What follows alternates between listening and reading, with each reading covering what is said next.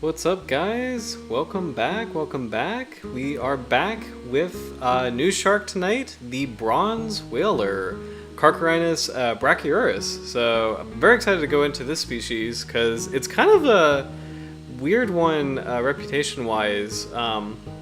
It's kind of considered to be a dangerous species, but it's not really well known as far as like kind of like popular shark culture and just like as far as like the big four dangerous species, like the classics being the white shark, the bull shark, the tiger shark, and the oceanic whitetip.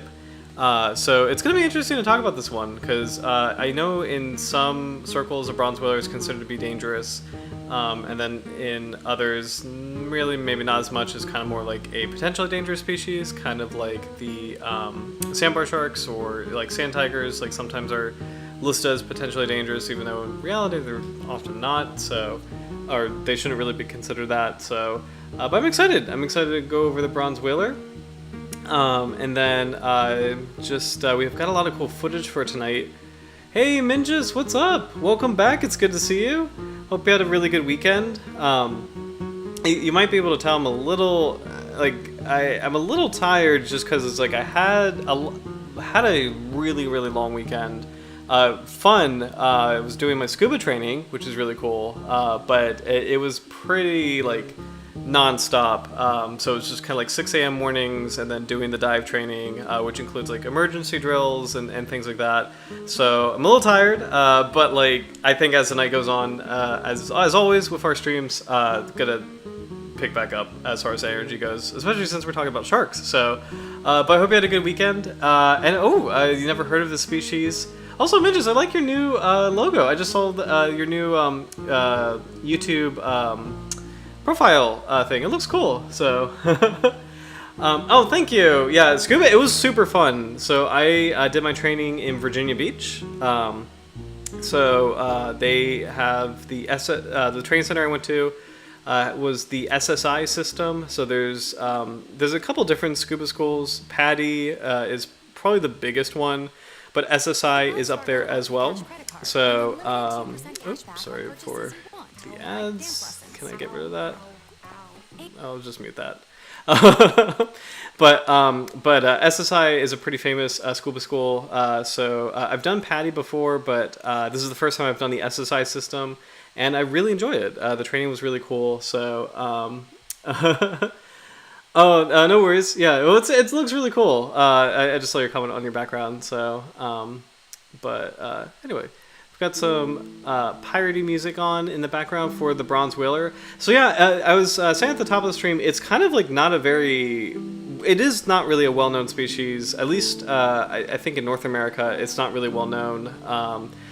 But it is one that has a little bit of a reputation. It does have a reputation for kind of harassing spearfishermen, and it is something that, or is a species that is kind of considered to be a little bit more dangerous than other like species. Not quite at the same level as like the great white or the bull shark or tiger sharks or things like that, but not really something that's like potentially dangerous. Kind of like some of the hammerheads or sandbar shark. It's kind of in this like middle zone that I think is kind of shared with like blue sharks and mako sharks, which is interesting. I'm excited to go into it because it's not a species I'm very well versed with as well. So I'm excited to go into it. It kind of like makes me think of like a dusky shark a little bit, and dusky sharks can get pretty big. They are Carcharhinus as well, and they get to be the bronze whaler and dusky sharks. They're both Carcharhinus species. They're in the same genus Carcharhinus, and I think bronze whalers are on the bigger side as well.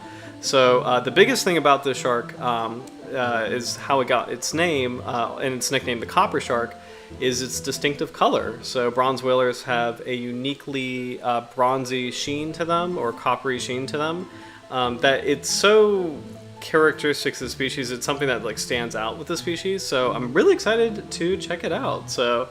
But I think with that, let's dive in. We've got a lot of cool footage of the species tonight. I wonder, can I do full screen? Yeah, full screen. Lots of cool footage on the species. So let's take a look, a couple different clips of diving with bronze whalers or baiting bronze whalers, kind of like baiting white sharks, which is really cool to see. So here is an operator that has cage diving, like shark cage diving. There's a couple cool clips from South Africa, but here we go. So this is the bronze whaler with some seals. And it's kind of cool to have them in juxtaposition because it can give you kind of an idea of the size of the species. But it's also really cool to see that this technique is an environment is actually similar to classic like white shark environment, but it's a completely different kind of shark, completely different order, completely different like life history or feeding strategy. So I'm excited to dive more into it.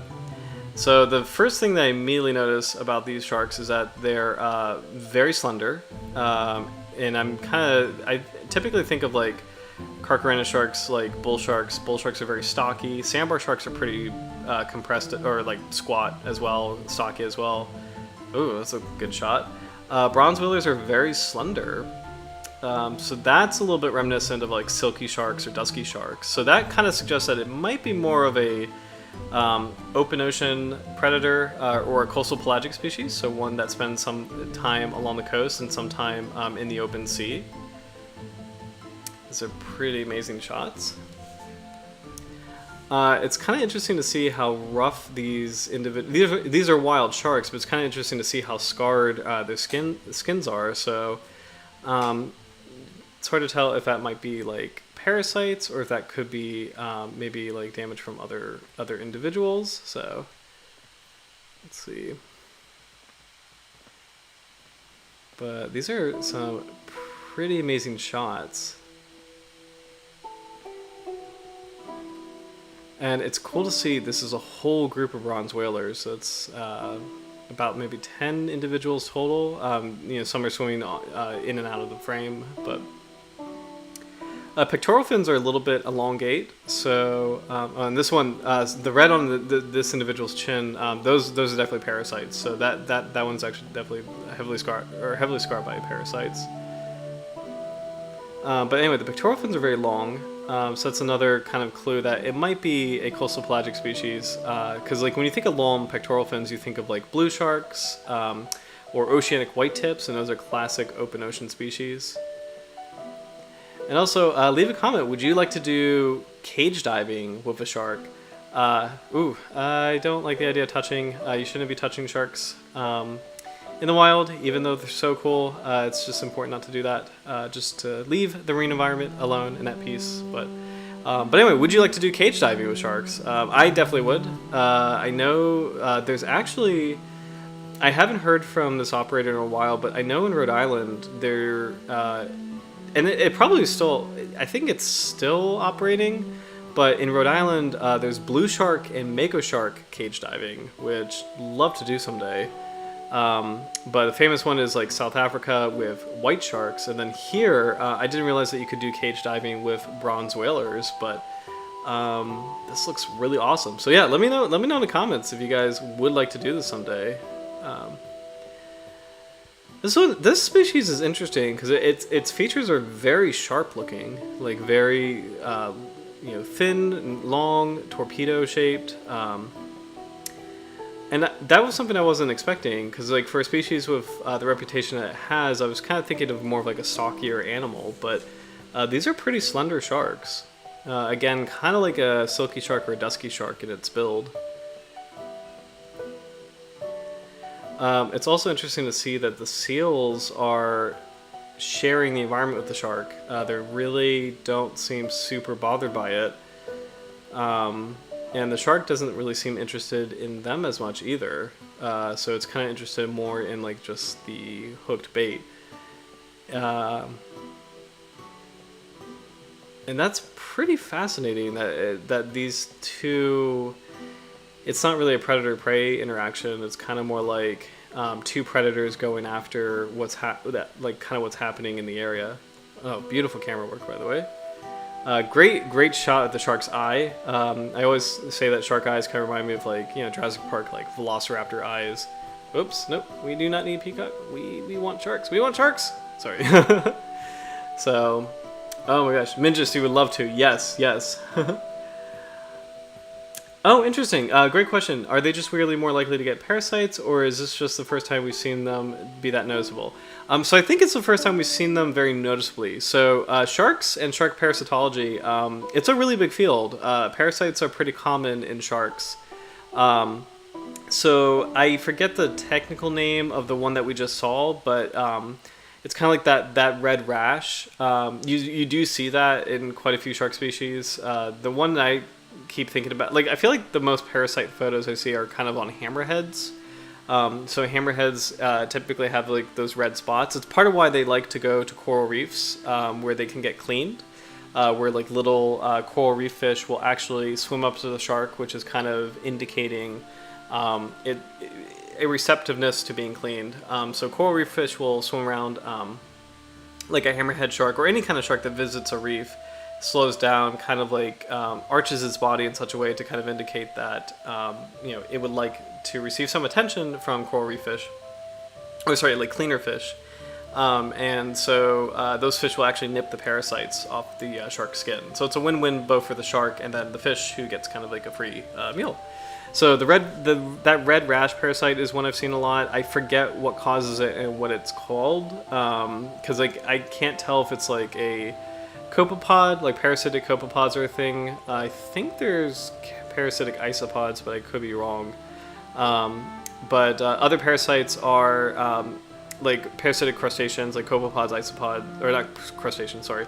Copepods or isopods, which kind of like make these kind of gross looking clusters that look like kind of like hairs a little bit on the shark. So it's that, the red rash thing, and fin parasites, which those are also, I believe, copepods that kind of like form on the fringes of fins. So that's probably the most dramatic we've seen so far. I don't think the bronze whaler is more susceptible than other sharks, but as we keep looking, we can we'll keep an eye out for that just in case. So this is interesting. So here's a spearfisherman, just kind of going about his business. I would really be nervous of spearfishing, by the way. I know it's very popular, but I would be so nervous about doing that because you're spearing a struggling fish, which is kind of like a dinner bell for a shark. And even though you, the human, are not really doing anything wrong or dangerous yourself, the fish is attracting a shark to you. So that's a really dangerous thing to do, to be honest. So let's see. I'm pretty sure a bronze whaler shows up in this video. And it's nice that this individual is swimming in a group, so he does have buddies. Oh. Did I get that one?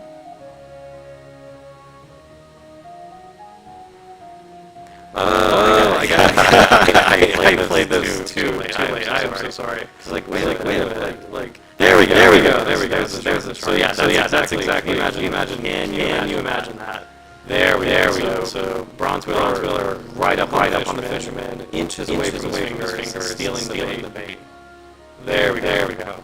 Oh my gosh. Yeah, let's slow that down. Swimming away. But that's terrifying. That's like, imagine like a mistake happening where, if you're not wearing gloves, or even if you are wearing gloves and your hand is in just the wrong position. And also, it's just terrifying when something sneaks up on you in the water like that. I've had that happen. Oh, here we go. Oh, yeah, that's just horrifying. That's horrifying. So shark is just going after the fish, but it is a powerful animal with razor sharp teeth, literal razor blades in its mouth, and this is just not a good day.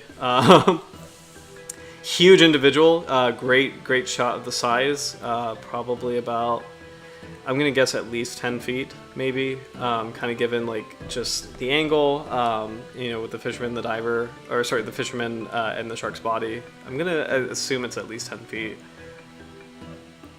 But anyway, I was just about to say, I've never been surprised by a shark, but I've been surprised by a ray, like a pretty big cow-nosed ray. And, that's a relatively completely harmless animal, but it's still just terrifying when something sneaks up on you in the gloom. So, yeah. Let's see. So Dyer Island, South Africa, I believe, if I'm not mistaken, that is also a big great white spot as well, like a very famous white shark spot. And that shot, hold on, there was an overhead shot. Now I know this video is on bronze whalers, but that looks like a white shark right there on the top left. Just the way it's swimming, the color, the build. So it's probably just like an introductory video, but just wanted to point that out. And that's a white shark. That one is definitely a white shark. So this is probably like an introductory video. There's a bronze whaler. So you can tell, kind of like a first glance, you could tell just like you've got that classic bronzy color. You've got like the flat snout. White sharks have kind of like the conical point. Like there you go. There's a white shark with a conical pointed snout. The dark gray color with the clear delineation of like the dark gray from the white. Great white just like leaping against the bait or at the bait. Very strong, pretty evenly sized dorsal. There's a bronze whaler. For the great white, the caudal fin has evenly sized lobes. Bronze whaler, the caudal fin upper lobe is quite a bit longer. Bronze whaler is a lot thinner looking. Really rich brown color, like coppery color in this photo.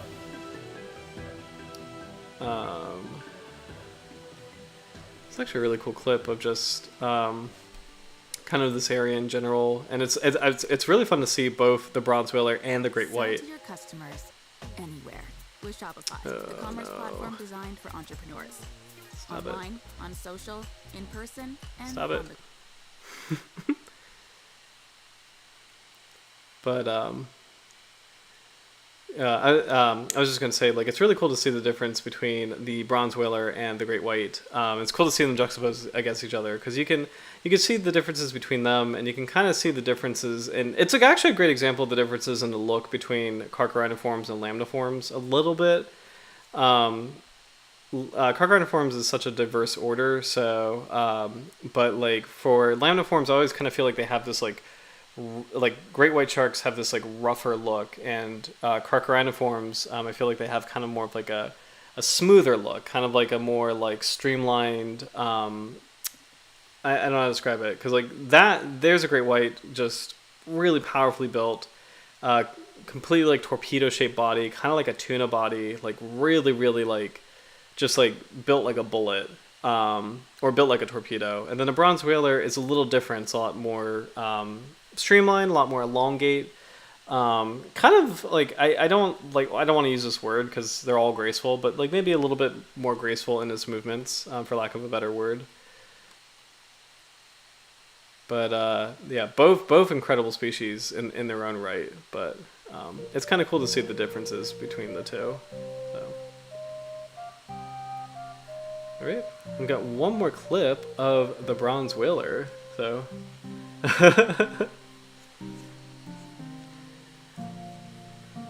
I just saw a comment, Minja's gotta be horrified. Yeah, I don't know what I would do as far as like just a big shark, a wild big shark encounter, especially in murky water. That's the thing too, because if you're in clear water, you've got some warning a little bit. You have a bit of a heads up. But if it's like murky water, it's just like that's just so much worse. And because it's like it's part of that just not expecting it, just part of that like surprise. So but this is a cool shot of bronze whaler, kind of like right up against the camera, and it's cool to see like how the shark that's a white shark right there. So this is another nice hybrid clip between the two different species. So there's a great white, again the dark color, sharply demarcated from the white underbelly. Oh man, the big conical head, big conical snout, so like really rounded looking. Huge gill slits. That's actually a really good comparison, because bronze whaler has small gill slits. It's actually kind of cool to see the differences. Bronze whaler has small gill slits, has the bronzy color, kind of more of like the flattened snout. the upper lobe of the caudal fin is a lot longer. I would say overall the features of this shark are a bit like slimmer, skinnier, or not skinnier, but like slimmer, more streamlined. And the big feature that separates the two species is that bronze whalers, like all carcharhiniforms, have the nictitating membrane, so they can cover their eyes and protect them with a protective sheet or protective skin. And great whites, like all lamniforms, don't have that feature. So that's part of why great whites infamously roll their eyes in the back of their heads. It's actually a way to protect them. It's a way to protect the eyeball. So, you know, in the movie Jaws, Quint famously talks about the eyes rolling back in the back of a head, and he makes it sound like it's this maniacal thing. And yeah, to a human, it's creepy as hell. But like for a shark, it's actually for a great white shark, it's actually a way to protect its eyeballs when it doesn't have the feature that this shark has, the bronze whaler has, which is the nictitating membrane. So it's kind of like an eyelid. It's like something that closes to protect the eyeballs. So, but yeah, but these are really cool clips. It's really cool to see some of these Carcharhinus species like have like a nice collection of video on YouTube. Because I feel like we've talked a lot about Carcharhinus that just don't really have a lot of footage behind them, especially like the rare ones, like the lost shark. I mean, there's no footage of that species, so.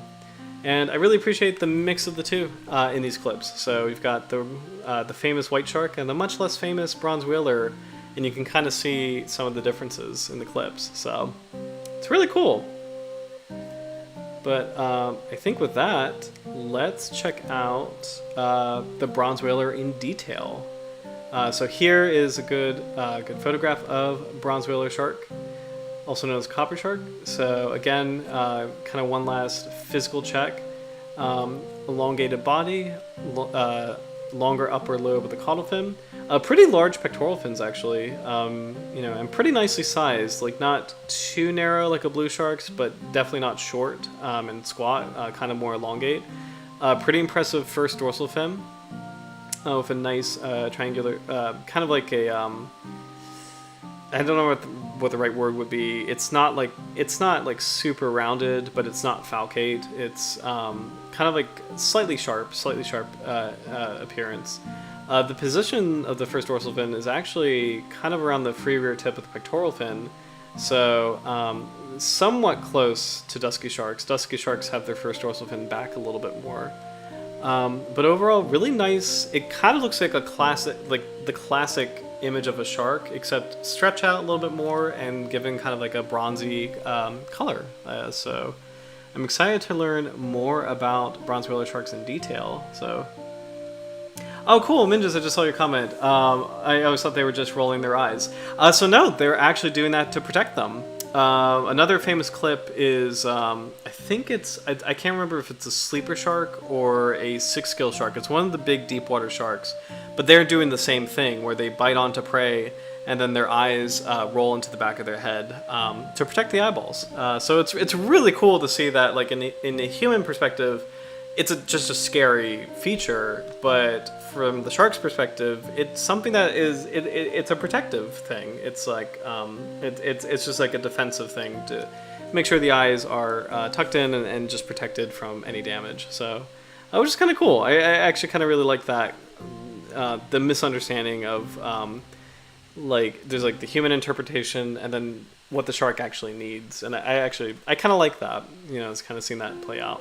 So, but here we go. We're gonna check in with our old friend Florida Museum of Natural History, which has nice, clean, quick and dirty profiles of, actually not quick and dirty profiles, they're actually pretty good. I would say, I guess Fishbase is a quick and dirty profile.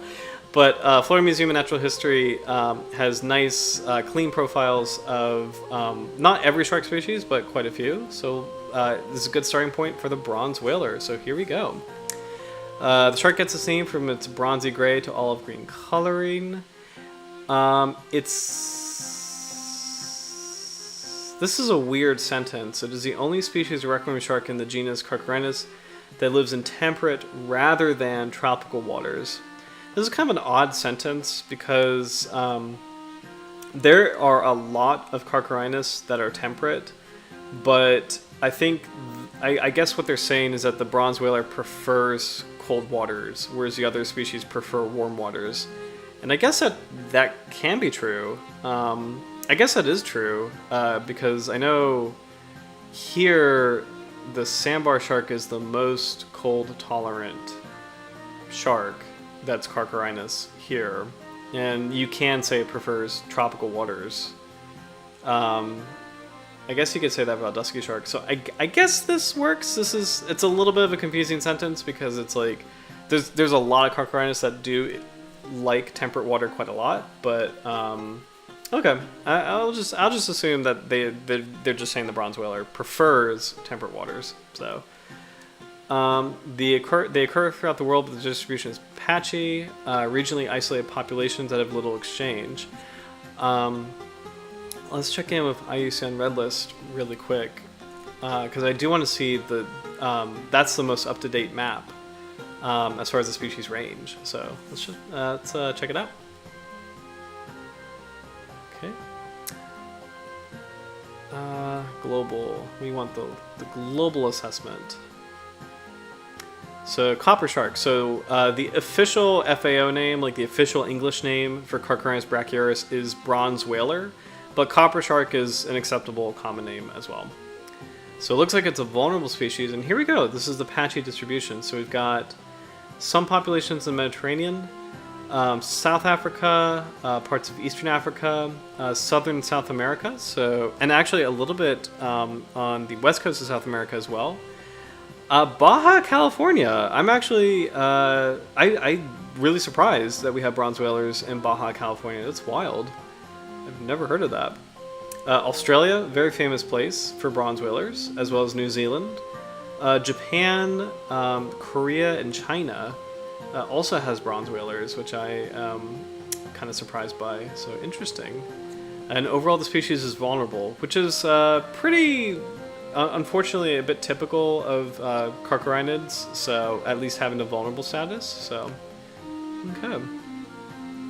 Common names. Here we go.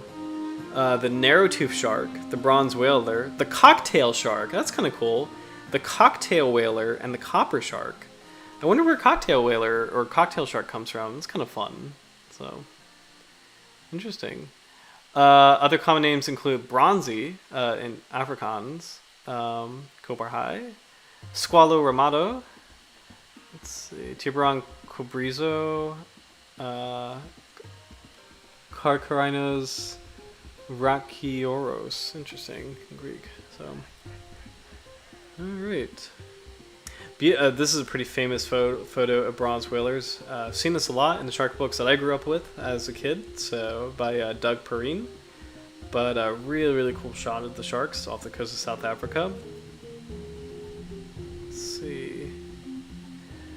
According to the International Shark Attack File, the bronze whaler has been implicated in 15 attacks since 1962. One of which resulted in a fatality. It is considered potentially dangerous to humans. Interesting. Let's see. That's outdated. It is a vulnerable species now.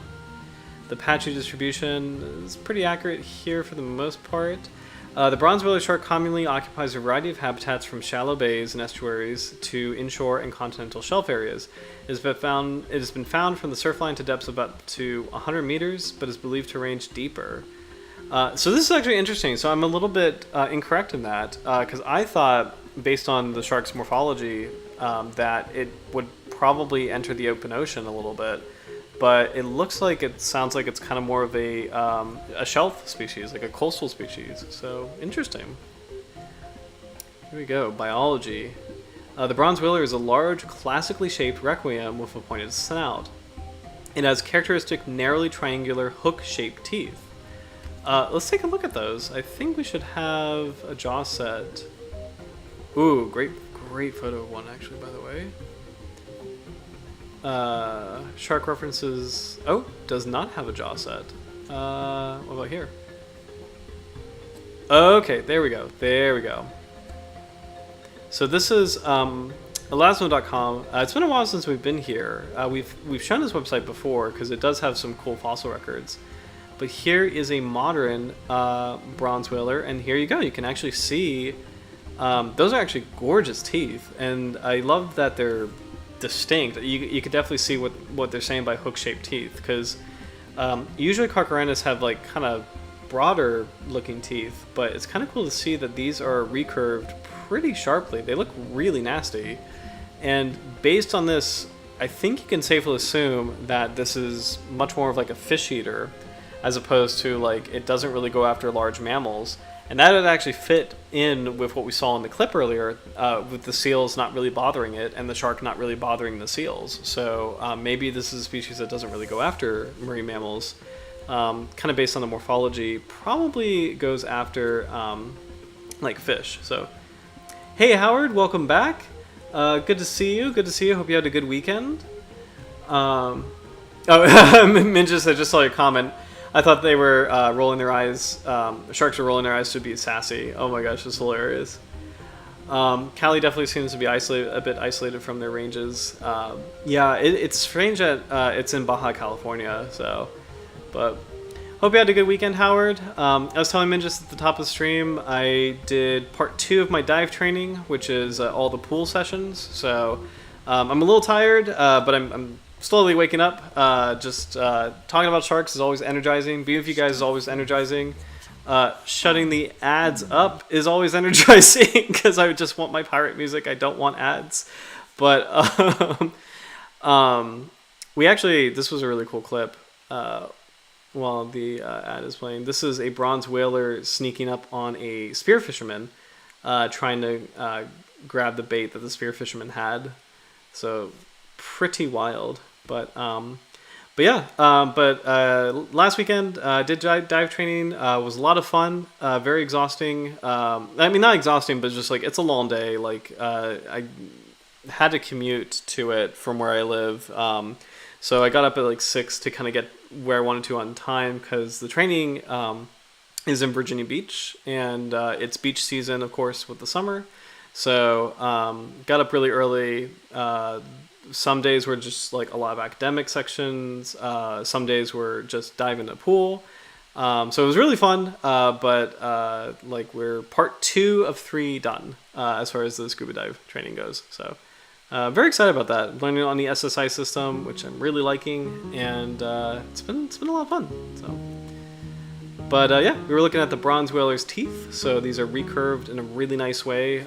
So they are very distinct looking. I actually really like that if you pick this up, like as a fossil, I kind of feel like that might be distinct enough to maybe identify possibly to the species level, because I can't think of another shark that looks quite like this for the upper teeth.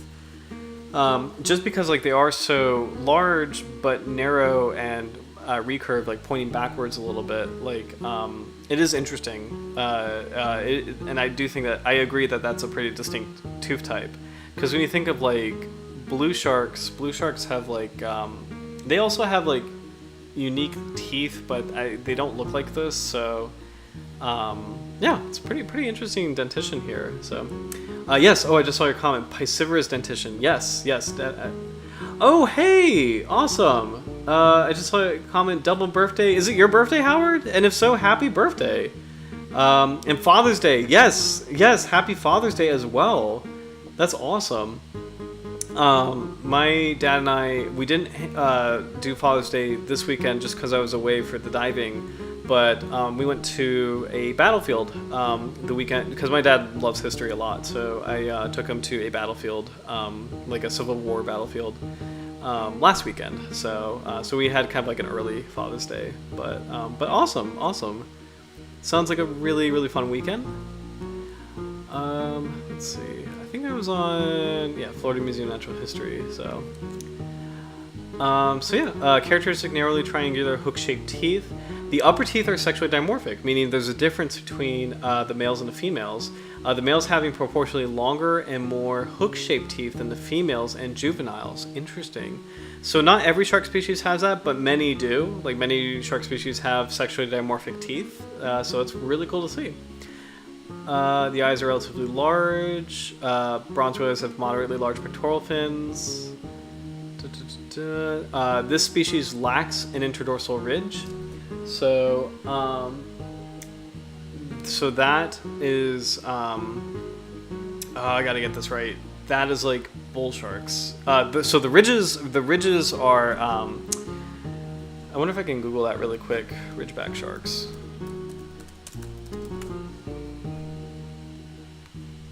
Identifying ridgeback sharks. So this is a key feature. Carcharhinus is really, really hard to separate when you have a collection of sharks in the genus Carcharhinus.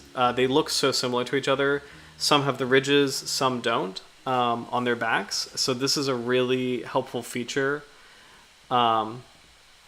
to identify the species and identifying ridgeback sharks. So here we go. Common Atlantic ridgeback sharks include dusky, bignose, sandbar, night, silky, and Caribbean reef sharks. So I am right, okay, because I said this is like the bull shark. So the species lacks an interdorsal ridge. So bronze whalers are like bull sharks in the sense that they have smooth backs. Because I knew because where I live in the Chesapeake Bay area. Bull sharks and sandbar sharks are the two big ones where it's like one of them has a ridgeback, one of them doesn't, and sometimes I get them mixed up, to be honest. But the bull shark has smooth back, and then sandbar has a ridgeback, and NOAA would have included the bull shark if it was a ridgeback shark, but it didn't, so it's not. So sorry, that was a random ramble, but anyway. But that interdorsal ridge is a really helpful feature for identifying Carcharhinus, so it's kind of cool to see that the bronze whaler is a smoothback shark. This shark is sometimes confused with dusky shark, black-tip shark, sandbar shark, and spinner shark, and can be distinguished by its distinctive upper teeth, as well as the lack of any pronounced body markings and lack of an interdorsal ridge. Now that's a little tricky, to be honest, because firstly, the teeth, there's no way you can really see that in the wild. And then the interdorsal ridge, it's kind of hard to confirm that in the wild when the shark is moving. I will say, you can easily tell the shark. Oh, well, you know what? I was just about to say you can easily tell the shark from a blacktip shark, but that photo right there, that actually looks a little too... Is that a blacktip in the mix of bronze whalers? I don't know, that photo is a little too close to a blacktip for my liking. So, okay. Let's see if we can get a different... Let's go back to this photo. So that does not look like a blacktip shark at all to me. I feel like that's very easy to identify because blacktip sharks have very sharp looking features and they have the black tips. As you can see, the bronze whaler does not. The sandbar shark, this looks very different from a sandbar shark because sandbar sharks have a huge first dorsal fin, and also the dorsal fin is higher up on the body. So, and the sandbar shark is a bit stockier looking. So it's not it doesn't look like a sandbar shark to me, or like I don't think you can get those confused. Spinner shark is tricky. What are the other ones it gets confused with? Dusky shark and wait, sorry, blacktip sharks or spinner sharks because of their markings. Wait, hold on.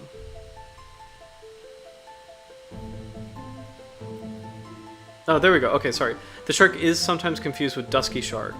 So yeah, dusky shark I agree with being confusing because they look so similar. I believe dusky sharks have the dorsal fin a bit further back, and I think the dorsal fin's a bit lower, but this does look a lot like a dusky shark, so I can see that being confusing. And then spinner shark, I think this is a bit stockier than the spinner shark. Spinner sharks are pretty thin. But I could see the spinner shark and dusky shark being confusing, but I think the sandbar shark and blacktip shark, you can kind of tell them apart. So from the bronze whaler, coloration, we got the bronze whaler's characteristic bronzy gray, olive gray color. The color shading serves to camouflage the animal from predators or prey below. The species has dark markings on the edge of its fins and white or dusky tips. Bronze whaler sharks are often confused with blacktip sharks or spinner sharks because of their markings. Interesting. We've talked about the teeth quite a bit.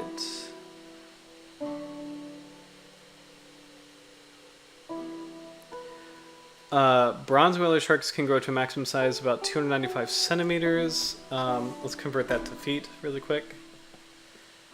because that's already kind of big.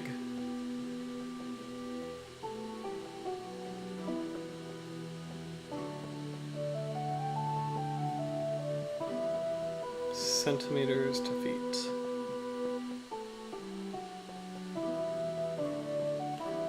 Uh, 295.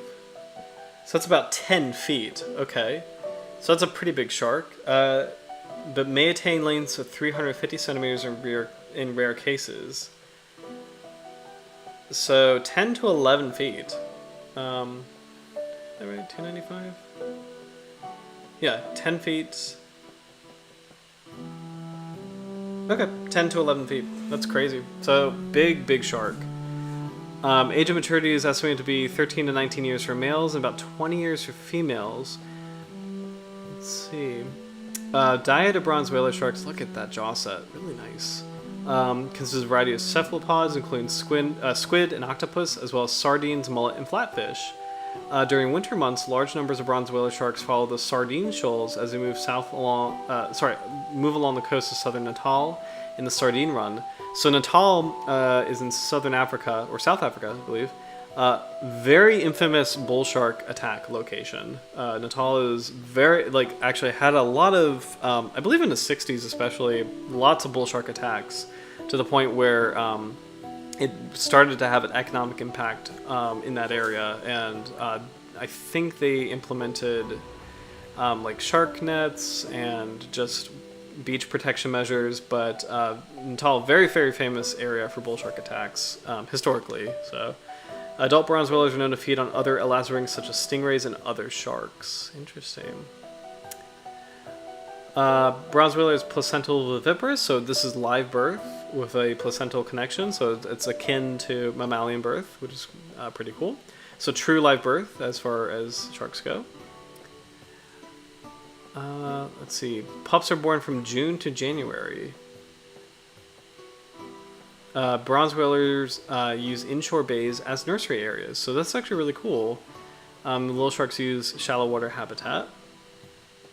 Larger sharks may prey on juvenile bronze whalers. And we were talking about parasites at the beginning of the stream because there was a video, and we can take a look at that video again, of a bronze whaler with kind of like a rash. And so every shark has parasites, and it's not a field that's talked about too much because it's like, it's not very pretty, but it is an important field in shark science actually. So it has flukes and the spiral valve. Spiral valve being that organ in the shark's body that helps slow digestion, maximizing nutrients in anything that it eats. And then a tapeworm in bronze whaler. So everyone said my life would revolve around sport, not WGU. Nope. We can just switch to, I believe this is it. I think this was the clip that we were seeing where there were some really great shots of the shark coming very close to the camera, and you can very clearly see parasites on the body.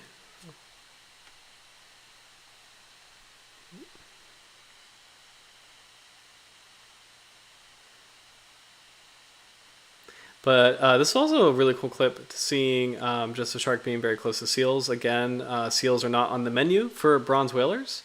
And actually, you know what? In that sense, I know the species, I've always grown up knowing this species was like dangerous, but that might not be super well deserved. So there's 15 shark attacks, 1 fatality from a bronze whaler, but marine mammals are not on the menu, and as far as we could tell, it's not really an opportunistic predator. As far as like, humans are not technically on the menu either. So I'm kind of curious for the 1 fatality, what the circumstances were behind that,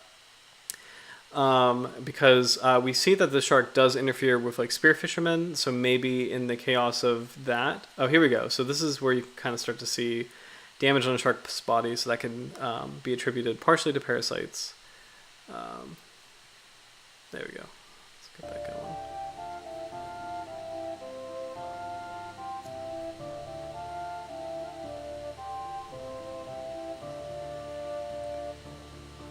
Okay. I know there's a better shot further down in the video. But you can see here, like a lot of tissue damage on this individual on the bottom, a little bit on this individual swimming into frame, just kind of like this white scarring. This is probably parasites. It could be scars from other sharks or other creatures. There we go, and that's a great shot. So that's actually a really good clip of.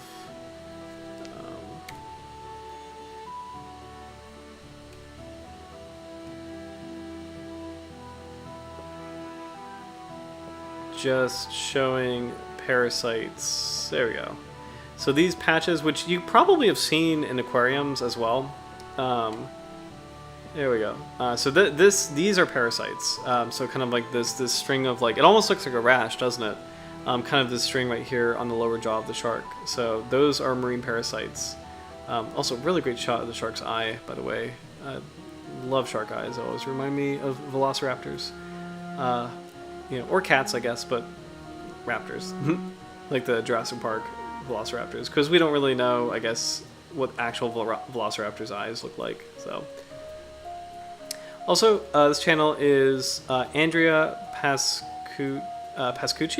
So I just went ahead and subscribed to that and liked that video. Really high quality. We also have Pen News. Marine Dynamics, Shark and Whale Tours. This is actually a really cool channel, so definitely recommend that because this is showing shark diving in that area as well. And then we have a channel called Great White Shark with that as well. So, but that video is a mix of bronze whalers and white sharks. And then finally for Florida Museum, for the taxonomy for bronze whaler, we have the scientific name brachyurus means short-bodied, which is kind of weird, to be honest, because that's actually, I would say the shark has a very elongate body. So, let's see. Oh, here's a different interpretation. So we're on fish base right now. Brachyurus. Let's see. This means killed or carinate, referring to the absence of the dermal fold, the dorsal ridge between the dorsal fins. Okay, so so one interpretation, the Florida Museum of Natural History, is kind of weird. This one, talking about how the bronze whaler does not have an interdorsal ridge, kind of makes sense. So very smooth back. So hey, Mondre Mondo, what's up? Oh, hey, hold on. Sorry. Wait, I'm just catching up on the comments. Oh, Minjas, thank you. Important ramble on the shark ridges. Mondre Mondo, what's up? I really appreciate your comments, by the way, on other videos, so thank you so much. This is so cool. Greetings from Asia. If you don't mind me asking, which country? Because we'd love to add your flag. In the bottom bar, we have the American flag and the Canadian flag. Since we have American and Canadian viewers. So, but please let me know in the comments if you feel comfortable, just which country you're saying hello from, and I will happily put the flag on. So welcome to the club. So we're happy to have you. Indonesia, what's up? Awesome. So I'll add the Indonesian flag for next stream. Awesome. So for all of our live streams, we have a really great community of people who just are passionate about sharks, and we have a new species every Monday night, and it's kind of like, I don't know if you've ever seen the show Adventure Time, where it's like they have like a mission, and then they sometimes accomplish it, they sometimes don't. They kind of meander throughout. That's kind of the vibe of the stream, where it's like we have a core species that we cover each night, but meandering is welcome, like tangents are welcome. Any questions on any shark in general, please feel free to add in the comments. But yeah, welcome. Glad to have you here, man. So here we go. So we look at a couple different sources. We look at videos as well as a couple really critical, if you're interested in marine biology, this one is FishBase, which is pretty much a good collection of all fishes from around the world. FishBase profiles are pretty small, but they're very extensive. We just looked at the Florida Museum of Natural History. Florida Museum of Natural History doesn't have every shark species, but the ones that they do have really great profiles that are a good starting point for kind of getting an idea of like what a shark is all about. So I have some more websites coming up as well, just to kind of review and take a look at. So yeah, for fish base, let's see if there's any new information. For the environment for the bronze whaler, same brackish, reef associated, oceanodromus, 0 to 360 meters. So it's interesting seeing the brackish thing, because we were talking about how this species juveniles use bays for as kind of like a place to, as nurseries, a place to grow up. So it's kind of cool to see that this actually might be an estuarine species where maybe the pups do enter those kinds of brackish water environments or estuarine water environments, which really help avoid big predators. The big one I can think of is like the great white, where we saw in some of those clips that bronze whalers and great white sharks occupy the same habitat. So if they have pups and the pups are in these low salinity areas, these bays, white sharks can't really go in there. So that's actually a really cool survival strategy. Let's see. Biology, a coastal and offshore shark. Okay, so this makes me feel better because I thought it was something that could occur in the open ocean just based on its body shape. But that Florida Museum profile was kind of discouraging. So it's nice to see that it is genuinely a shark species that can be found offshore as well. So found along continental margins in most tropical and temperate seas. Occasionally enters large coastal bays and inshore areas, often found near the bottom. It's migratory in the northern part of its range, moving northward in spring and summer and southward in the autumn winter, so that it's following the water temperatures. So when spring and summer get warmer, the shark is entering northern environments, and then when autumn and winter get cooler, it goes back into southern environments. Undoubtedly utilized for human consumption where it occurs, implicated in shark attacks on people. So not a lot of attacks, but I'm going to keep an eye out for just kind of incidents with the species, because again, I remember there was a couple shark books that said bronze whalers are just dangerous, like flat out dangerous, but I have not seen really anything since those books like kind of referring to why bronze whalers are noted for being dangerous. So kind of curious if there's anything in particular that will stand out. So this is Shark Research Institute, which is kind of cool. I like how this covers quite a few species that don't necessarily occur in the Caribbean, because Shark Research Institute is based in the Caribbean. So it's a beautiful illustration of the bronze whaler by Mark Dando, which is one of the best shark artists to date. So it's really cool to see capturing the two morphs. Like you have the characteristic bronzy color morph, and then kind of more like olive gray morph for the species. Let's see. Upper teeth have a distinctly hooked shape.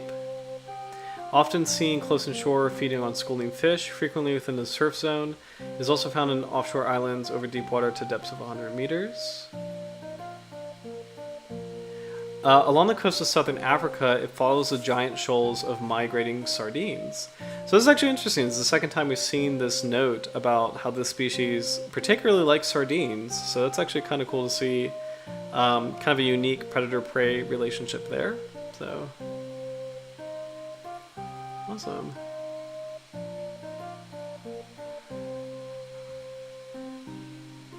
Oh, hey, this is so cool. Sorry, Mondri Mono, I'm just catching up on comments. Tuesday morning, awesome. Oh, yes, Howard, the snaggletooth shark is from Indonesia. This is so cool. Hemipristis, yes. So the only living Hemipristis species. So cool. Extent consisting of at least 3 species. Yes, so we have, let me see if I can... Sorry, I have the shark references. The sharks of the world. Let me pull this up actually really quick, because I know we have like the classic one, Hemipristis Sarah, right? Just gonna check this really quick.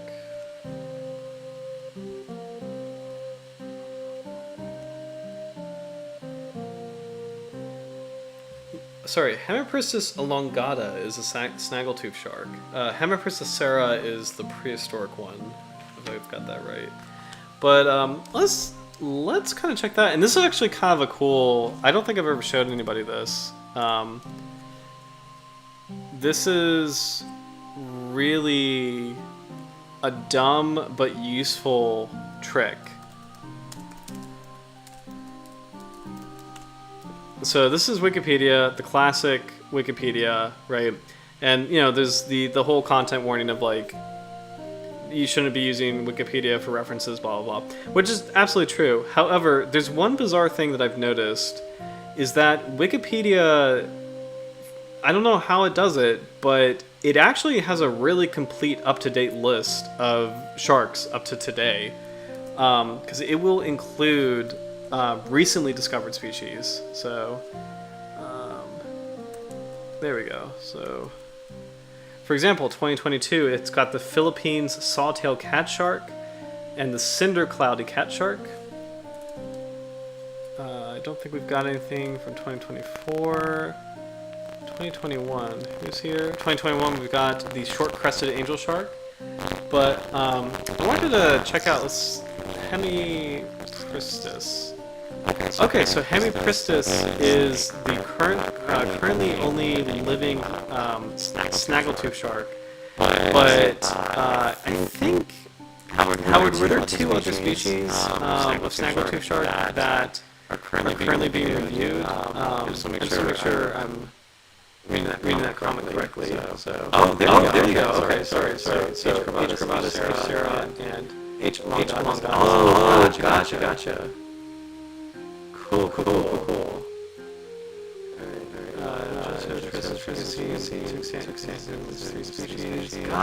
gotcha. So curvatus are extinct, and then Hemipristis. Yeah, Hemipristis elongatus is living. Gotcha. Okay, sorry.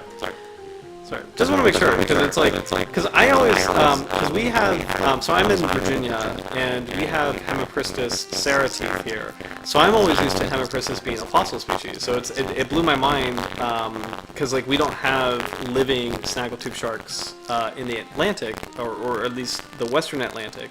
So it blew my mind knowing that, like, oh wow, there are living Hemipristis elongatus is alive, like that. And I think that was like, that was one of the early streams that we did, actually, which was really cool. I mean, I believe that was your suggestion, Howard, for that was like stream number like 7, I think, or something. It was very early, so. But yeah, let's see. Any new information on the bronze whaler here? Let's see. Behavior. This is an active, fast-moving shark, and it can leap out of water. Okay, so that's new. And I can see, now that behavior, I can see kind of being confused with spinner sharks. So, disposition. This species has been implicated in bites to humans, particularly spearfishermen. Okay, so this is kind of helping to put together more of that profile. So we've been seeing videos of bronze whalers like harassing spearfishermen. It's kind of interesting to see this note about that too, that they harass spearfishermen. So, interesting. Let's check out this website. This is one of my favorites. So it's renamed Sharks and Rays, but this used to be called Elasmodiver by Andy Merck, one of the best shark photographers in the world. And he usually has some cool notes about the sharks that he photographs, and we can take a look at some of his bronze whaler photographs. But we've got those common names, the bronze whaler shark, the copper shark, and the narrow-tooth shark. Let's see. Conservation status vulnerable. In East Asia, Carcharhinus brachyurus is one of the target species, and intensive shark fishery has led to the collapse of all large coastal shark populations in the region. It's an amazing photograph, by the way. Habitat loss from development and pollution in coastal nursery areas is a contributing factor, as is the targeting pregnant females and juveniles. The bronze whaler population in Australia is relatively...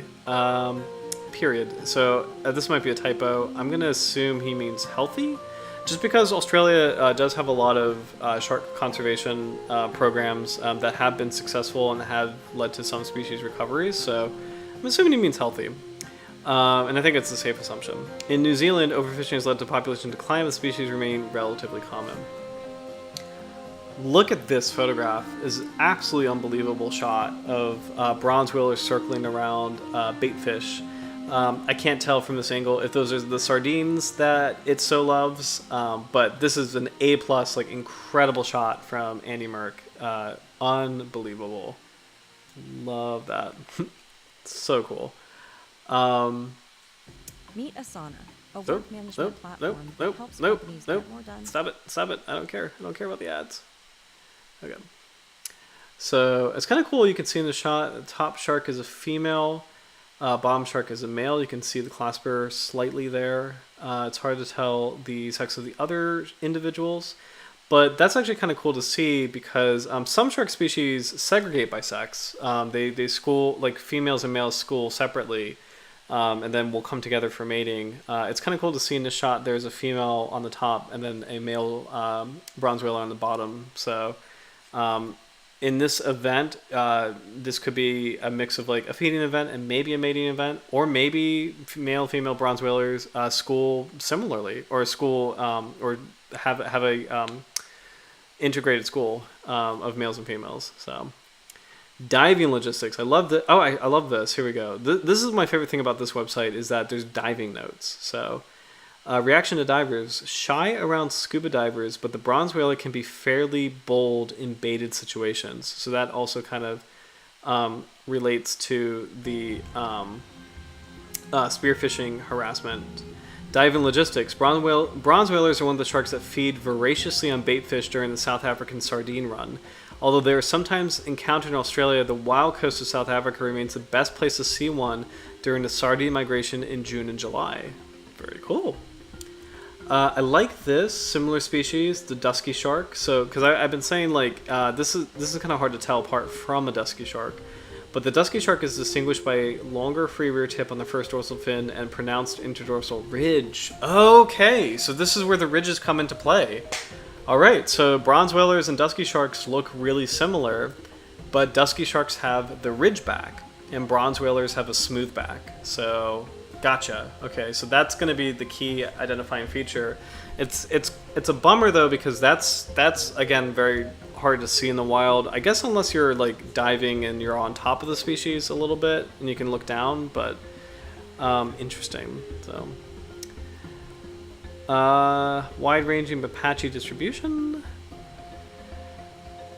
It is found on both sides of South America and very rarely to the northeastern Pacific from southern Mexico to southern California. So apparently, because I know Minjus was mentioning earlier that it's kind of weird that's in California, and I agree. I had no idea that it was in the Baja area, but apparently it's really rare.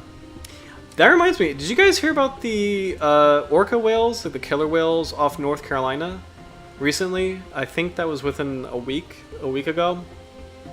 So that was pretty exciting news. It happened when I was in college. I think it was 2011, the last time killer whales were seen off North Carolina, and because they're usually not seen in this part of the Atlantic, but like there's a couple theories as to why they're there. Because like killer whales are kind of more famously found in Norway. Or like the boat stuff. I actually heard something really interesting about killer whales, by the way, over this weekend. Sorry, killer whale tangent. So North Carolina had killer whales this weekend. Some of the theories about that are when you have the Gulf Stream off the coast of the United States, or like I guess like the coast of like South America, rolling up past Mexico, rolling around Florida, rolling up towards the east coast of the United States. The Gulf Stream is just pushing this river of warm water into the Atlantic, and it veers off of Cape Hatteras, North Carolina, and it's just kind of cruising through the Atlantic, and the force of that warm water colliding with the cold water creates these things called eddies. Eddies are basically like big balls of, or big circles, gyres of water. So you can have a cold core eddy, which is a big ball of cold water, and a warm core eddy, which is a big ball of warm water. Warm core eddies can capture like lionfish or angelfish or just like other tropical fish species and push them north in places that they shouldn't be, like Massachusetts, Maine. Like you'll get like butterfly fish and angelfish like in warm core eddies pushed up that far north because those fish are trapped in this ball of warm water, and eventually that ball is going to disappear and the fish will get cold shock and probably not do well. So similarly, you get cold core eddies, which will take cold water and push that south into tropical environments. And so the theory about the killer whales is that maybe the killer whales are in a cold core eddy that is kind of encircling them and pushing them south.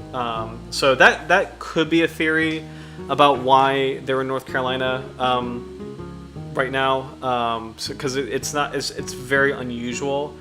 But yeah, that's one theory, and it's actually a really cool opportunity to talk about those ocean dynamics. So love that, Minjus. Yay, water science. Yay. So crazy thing I heard about this weekend, by the way, about orca whales. So I was diving. So I was doing my dive training. I've done scuba diving before, but it's just been so long that I need to get recertified for safety issues. Diving's wonderful, but it is dangerous. Like you have to train to make sure you're doing it correctly and everything.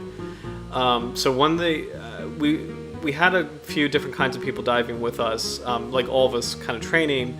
One was a contractor for the Navy, and he was telling me, or the U.S. Navy, and he was telling me that, most animals and most marine life, like the Navy's policy is to just, you're fine in the water, just keep doing what you're doing, so that includes sharks, barracudas, whatever. It's like they won't really bother you. And it's kind of like, for the most part, scuba diving policy too, is like, those animals won't bother you.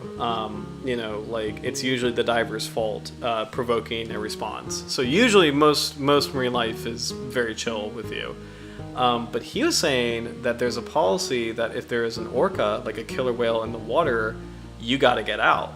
And like the official Navy policy is get out, which is kind of wild. I've never heard of that before. And I hope I got that right. I might have that twisted a little bit, but if it's the Navy, I'm pretty sure he was talking about the Navy and not the Coast Guard. I think it was the Navy. But anyway, I've never heard of that before, where there was such like a concern about killer whales.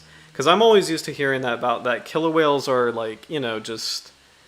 they're very, they can be very dangerous with other animals, but for humans, they don't really mess with them, there's never been a wild human fatality with an orca whale. However, I think the reasoning behind it is the whole idea that killer whales are unpredictable.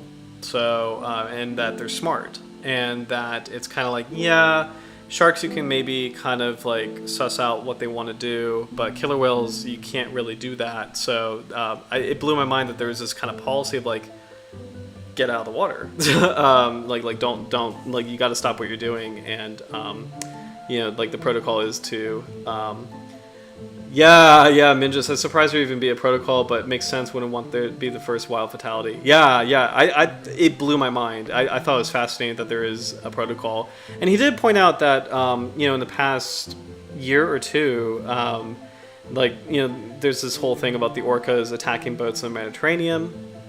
I personally still don't think, if I saw a killer whale in the wild, I would lose my mind because it is a massive animal, and I'd be excited, definitely quite terrified in a happy way, where it's it's a massive animal. It's just because big sharks are big. A killer whale is 3 times the size of most shark species at least. It's probably a lot bigger. So. I'd be freaking out just by the size of the thing, but I behaviorally, I would feel it won't hurt me. It's fine. And so I just thought it was fascinating to hear that policy of get out of the water if you see one. And the the reasoning behind it is the fact that they're very intelligent and therefore not predictable. And kind of like probably the best equivalent would be maybe like a gorilla, where it's like a gorilla is not like a dangerous animal, like it's not something that's like aggressive per se, or kind of like, you know, like chimpanzees are aggressive, but gorillas are not. But gorillas are really strong and very intelligent and can do like threat displays and things, and so I think that's kind of like the reasoning behind it, where it's like, yeah, it doesn't want to go after you or anything, but like, let's not underestimate it. Like I don't know. It was really interesting. Sorry. So random story from that. But let's see. Oh, hey, cool. So Mondo, I just saw your comment. Speaking of teeth, is it ethical as a shark fan to own a shark tooth necklace? I don't know if it came from fallen teeth or plucked from netted shark. First time. Okay, so yeah, so I would say you're probably okay. It's a great question though, because if possible, if it is possible, I would see if you can find out where the tooth came from, because there actually are a lot of divers who do pick up like fresh living shark teeth from the seafloor, because sharks shed their teeth so often that they can come from the seafloor. So so there could be, if there's a necklace from a tooth like that, I think that's perfectly fine. You know, if it's from like a landed species, like it gets tricky. I would kind of go with your gut, to be honest, because like for areas where there's like, you know, intense shark fisheries, like and I guess as an example, for me personally, if I went to a beach store and there's like a shark curio, I wouldn't buy it because I don't know where it came from, and you know, if it's from like a shark that was landed, I would not want it, because that would be kind of like that I wouldn't think would be great. However, there's some weird situations where like I've been gifted shark jaws. I used to work at the Virginia Institute of Marine Science. I can pull out, I have one right here actually. Oh man. Sorry.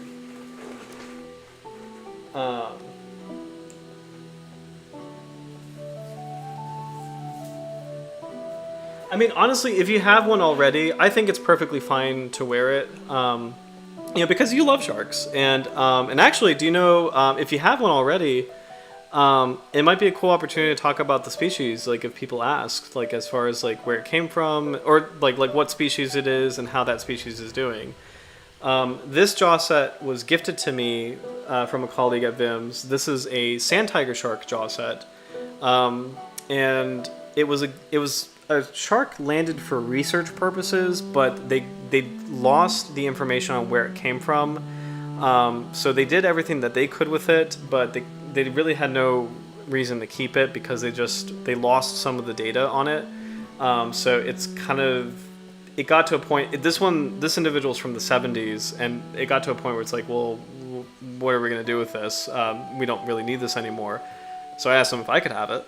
And I use this for educational purposes. Like I go, whenever I do like book signings, or if I ever like lecture in places, I've kind of brought this jaw set out, and you can kind of see like, you know, the rows of teeth. You can see kind of the beauty of the tooth type of the sand tiger shark.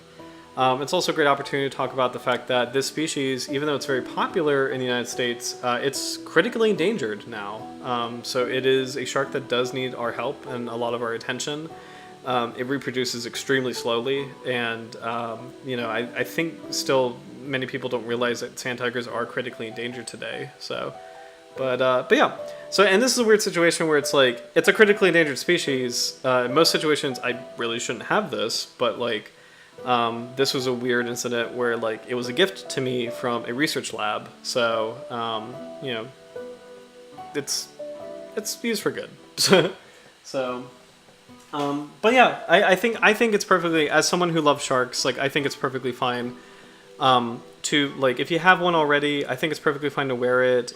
Just you know, I think if possible, see if you can find out where it came from, and also like, not every living tooth is from a dead landed shark. Some are actually collected from the seafloor, so they were shed by sharks and they're actually collected from dive sites. So, oh yeah, and Howard, sorry, I just saw your comment, Howard. I try not to accumulate extant shark material except for research purposes. However, I've been gifted and come across, oops, sorry, my screen disappeared. Random shark material, and I try to give it a good home, identify it to species. Yep. Fossilized associated identification should go to a museum. Yeah. So, and I hope it's the latter. Honestly, actually, do you know, out of curiosity, Mondrimondo, do you know what species it is? Helps you sell it every stage of your business. Sell it online. Hold on. Take it in person. No, I hate the ads. Really should get an ad blocker. I need NordVPN because everyone keeps telling me I need it. So, like, anyway, but let's see. If you have a photo, please send to. Where are we? If you have a photo of your shark tooth, please send to, this is Dr. Jaw's email address, drjawsharks@gmail.com. I've seen tiger shark and requiem shark tooth necklace. Oh, I see. I got you.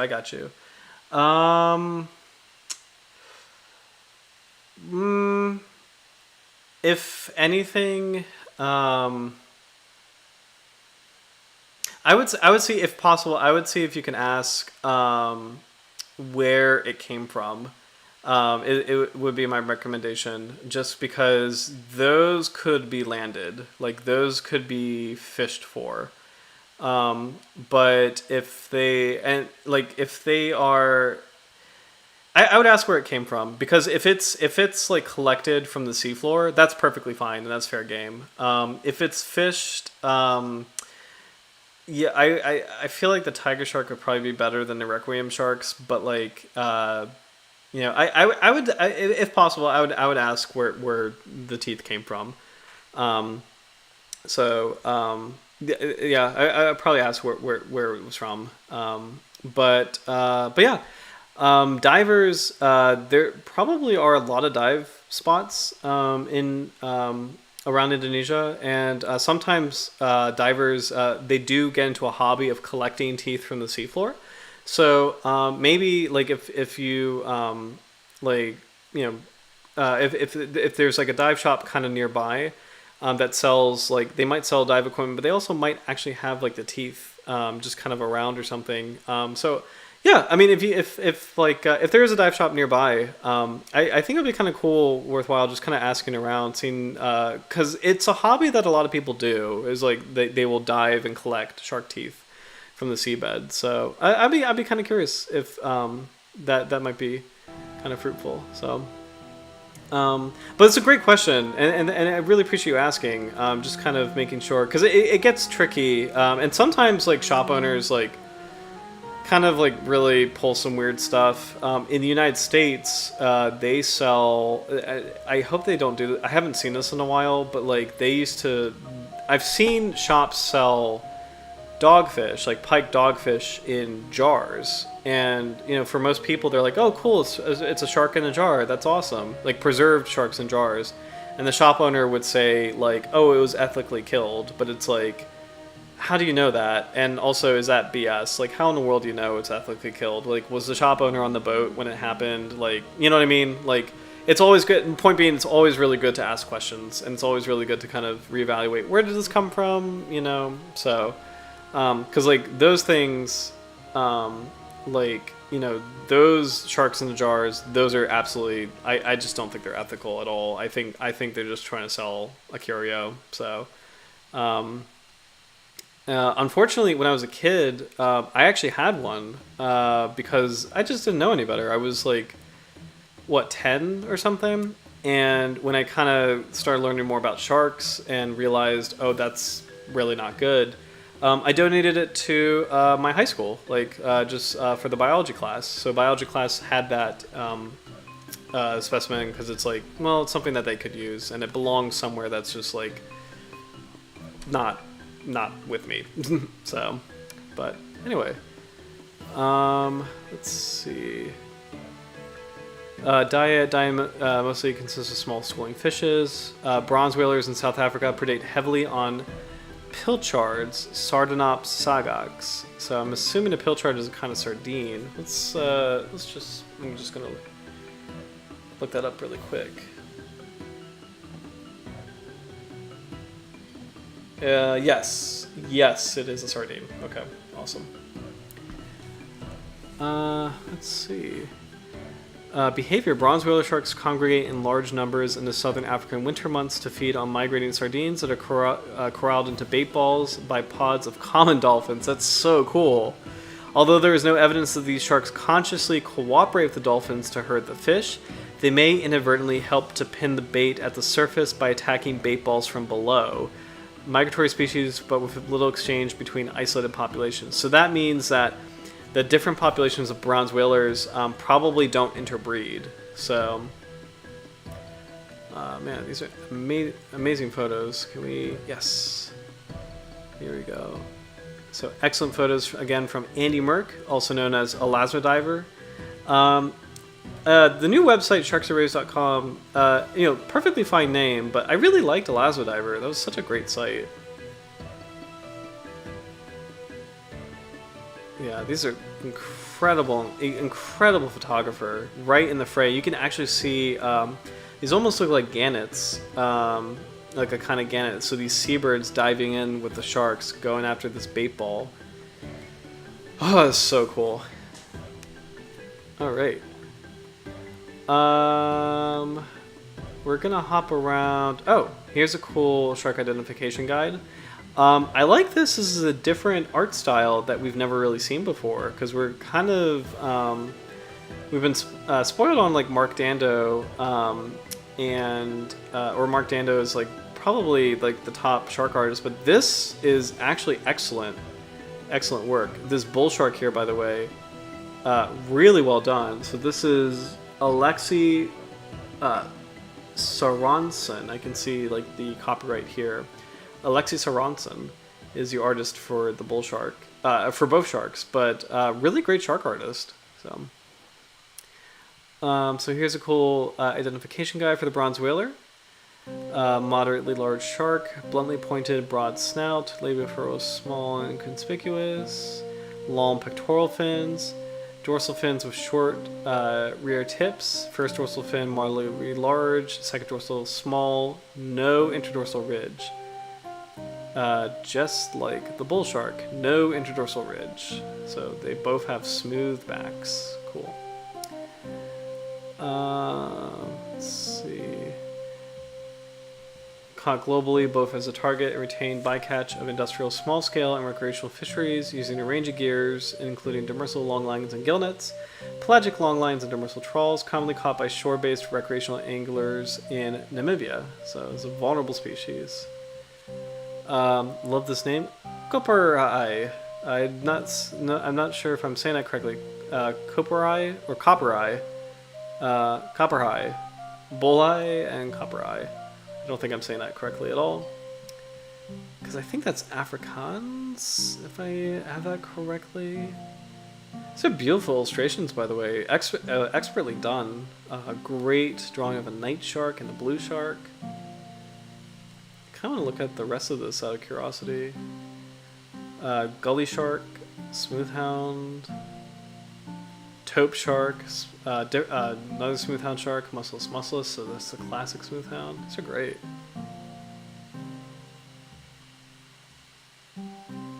Oh, the Isaac.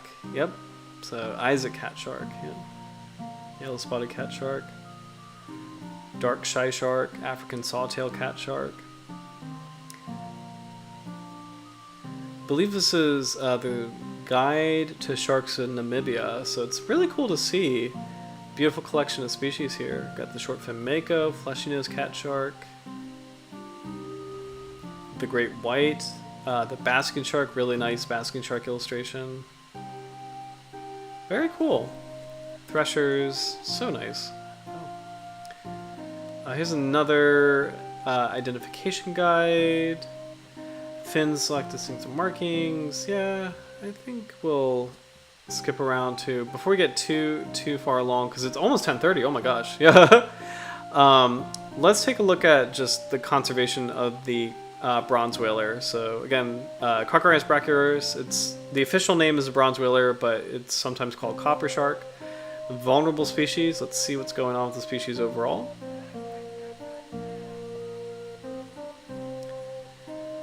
Okay. The copper shark, or bronze whaler, is a large shark that has a circumglobal but patchy distribution in warm temperate and subtropical waters from close inshore to depths of 145 meters. It also occurs in brackish or fresh water in the lower reaches of rivers and in bays, and has inshore nursery grounds. So that is so cool. I'm used to that for the species here, like the dusky smoothhound, the sandbar shark.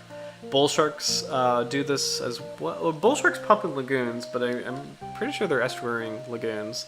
But in Chesapeake Bay, kind of where I am, we have the sandbar shark and the dusky smoothhound do a very similar thing where they actually have their pups in the estuary, so in brackish water. So it's really cool to see that bronze whalers do this. This is a shark in a completely different part of the world, but it has a similar kind of analogous life history. That's so cool. Species is taken as target and bycatch of industrial, small-scale, and recreational fisheries, with mainly longline and gillnet gear. It has a low biological productivity that would lower its resilience to fishing pressure. Yes, okay, gotcha. The copper shark appears to represent only a small part of the reported shark catches in most regions and may have a naturally low abundance across most of its range. Population trend data was available from South Africa for 26 years and from South Australia for 17 years. In South Africa, the population was estimated to have increased over the past 3 generation lengths to 2003 in the Bather Protection Program, yet from 2003 to 2018, the catch per unit effort, so CPUE is catch per unit effort, that's how many sharks you get on the hook in like a long line. This steadily declined. In South Australia, the population was estimated to have undergone a reduction of 63% over 3 generation lengths. Elsewhere in Australia, the population was considered stable, except for a potential decline in New South Wales shark meshing program. The copper shark, so this is the shark meshing, that's beach protection. So the copper shark population has potentially increased in the Gulf of California, is potentially increasing or stable in New Zealand, and is potentially decline in the Southwest Atlantic, Northwest Pacific, and Peru. Except for the Northwest Pacific, where there has likely been an actual inferred decline in population abundance. There's little concurrent effort data for this species in those regions, and thus the population trend cannot be definitively determined. The changes may be due to environmental factors and changes in fishing practices. There's a high level of uncertainty with the estimated population trends, and over much of its range, the copper shark appears to be declining. With a precautionary approach, it is suspected that the copper shark has undergone population reduction of 30 to 49% over the past 3 generation lengths due to levels of exploitation, and is assessed as vulnerable. So that's actually really great to see that we don't exactly know what's going on with this species, but we're kind of being a little bit more cautious and saying it's vulnerable, and that's safe to say because many sharks of its size class and many sharks that are kind of like living in coastal environments where there's a lot of human interference, they are not doing so well. So it's good to be cautious, but I'm excited to see that maybe the species, probably as time goes on, it might improve in its population. So this is not one of the worst that we've ever seen, which is good. So it's 10:30, so it's a good time to pick. Yeah, I mean, just so late already. Yeah. So this is a good time to pick next week's shark species. We've still got quite a few things to cover for the bronze whaler, but just to be mindful on time, please let me know which species you would like to see next week.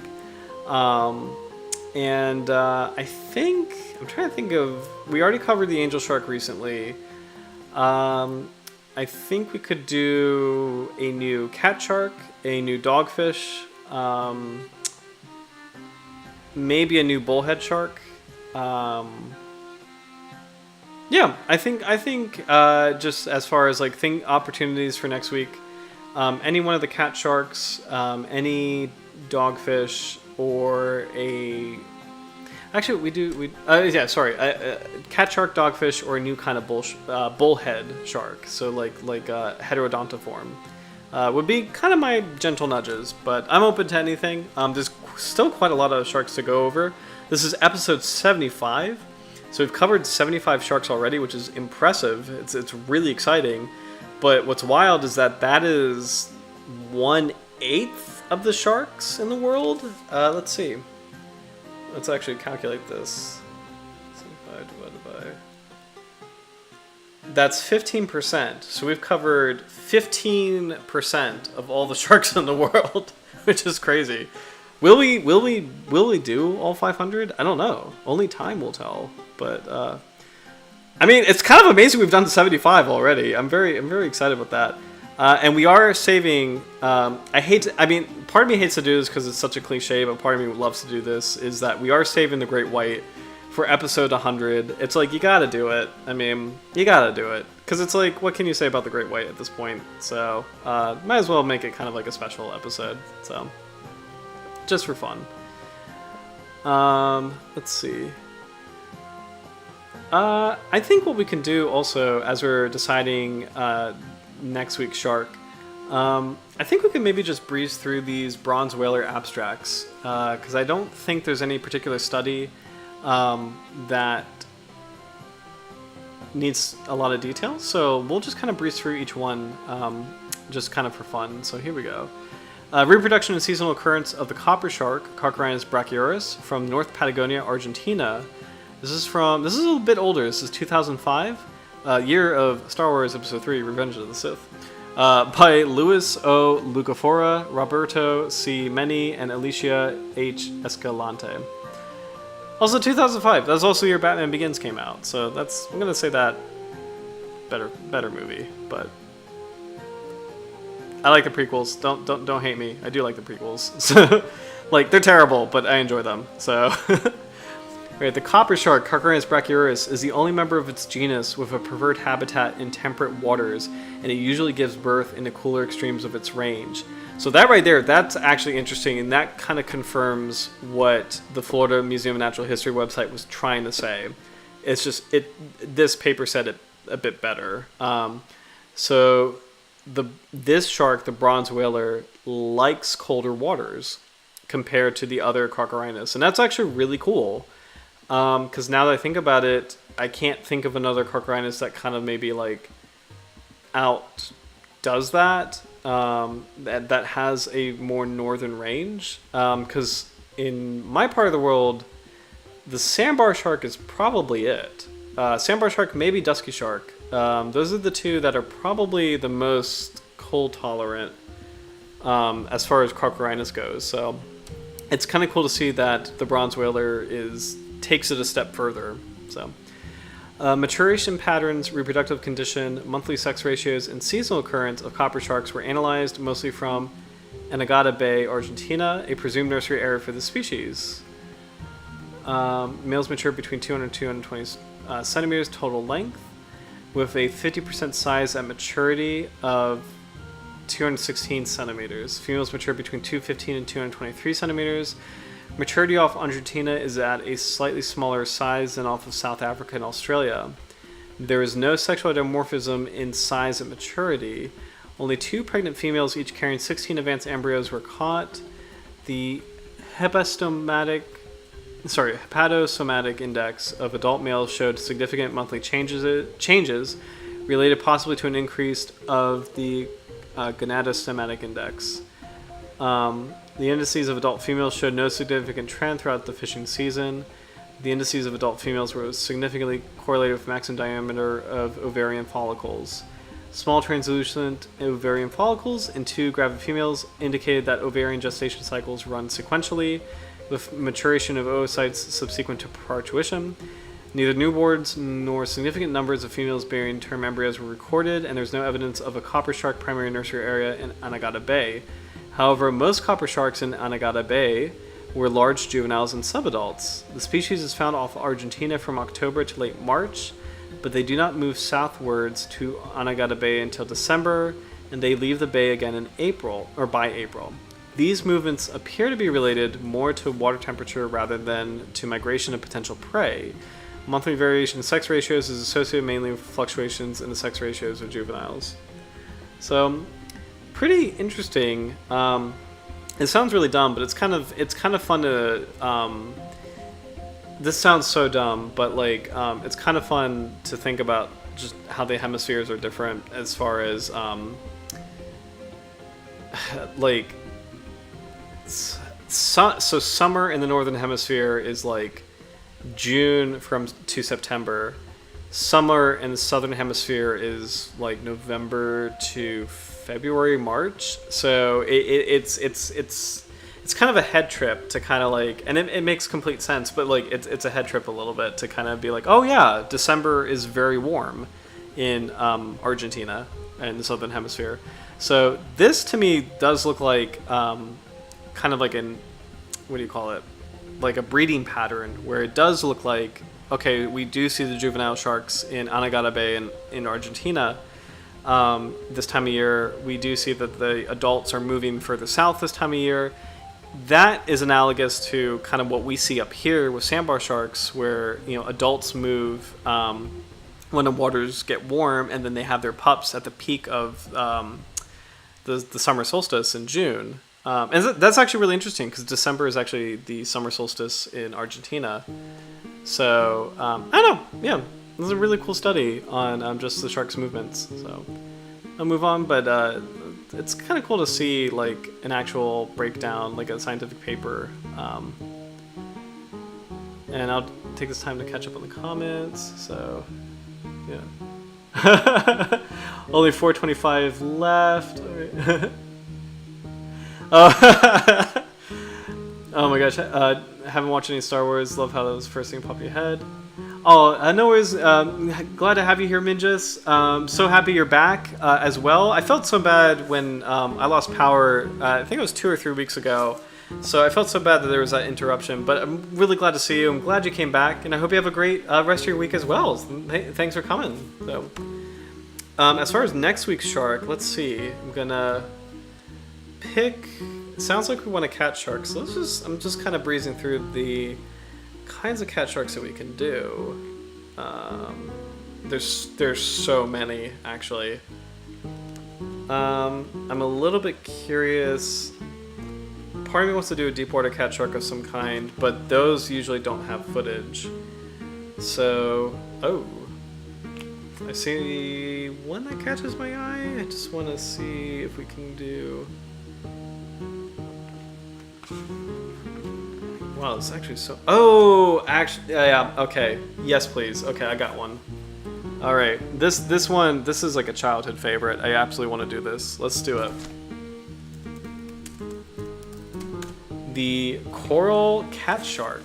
This is Atilo Micturus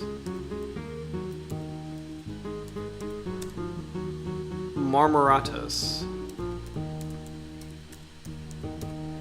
This one is completely beautiful, and I remember it just being like one of my absolute favorites as a kid. I think I even did like a book report on it or something. So it's a gorgeous species. And I think it lives in the Indo-West Pacific. So that would be like a really cool one to do. So Mondri Mondo, good question. So we sometimes talk about rays and guitarfish, just kind of like, because sometimes they do show up in the shark clips that we do. But to answer your question, so no, we're for this channel we'll just do sharks, the definition is Salakii. I'll type that out. Oh, sorry, hold on. Salakimorpha. So Salakii or Salacomorpha, those are like the true sharks. So and the thing that kind of distinguishes them from other elasmobranchs or other cartilaginous fish, chondrichthyans, is that sharks have their gills on the side of the head. I think technically their mouths are forward facing, whereas ray mouths are ventrally facing. But the big thing is like the gills are on the side of the head for sharks. There's something about sharks that like speaks to me really personally and like very like I don't know how to describe it, but like I love them all. I do love all Carcharhinus fish. I think they're really cool. And it's really cool. Like I usually kind of where I live, I see more rays than sharks. They love seeing the movements. They're so like I can tell immediately this is such a different animal, and you know works so much like a shark. It's really cool to see.